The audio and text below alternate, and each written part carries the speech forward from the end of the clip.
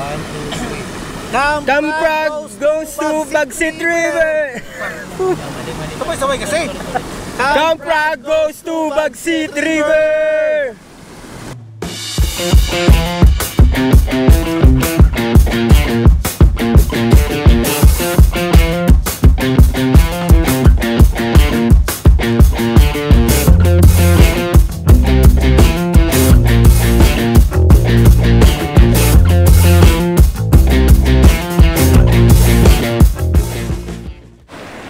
Good morning mga kapalaka. So ito na naman si Camprag muling nagbabalik.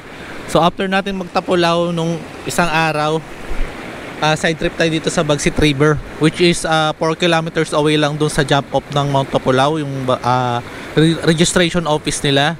So dire-diretso lang naman yung daan dito. If ever nasasadyain nyo to from Palawig, pag napasok kayo ng Palawig, pinakadulo na to na na kalsada.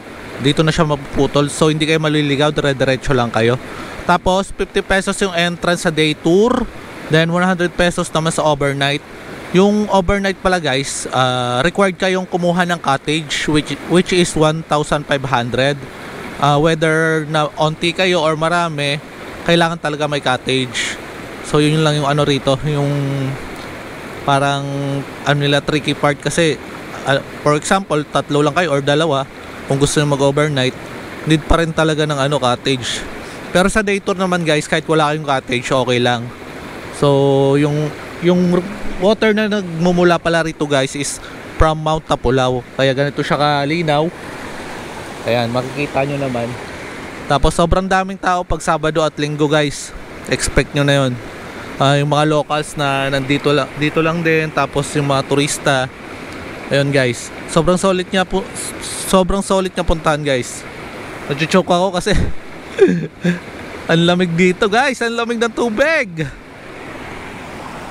Oh, tingnan nyo.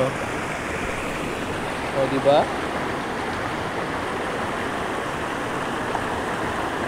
Sobrang lamig ng tubig.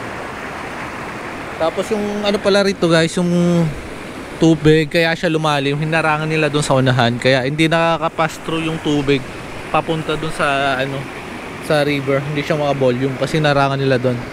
Then ang dami na rin cottages.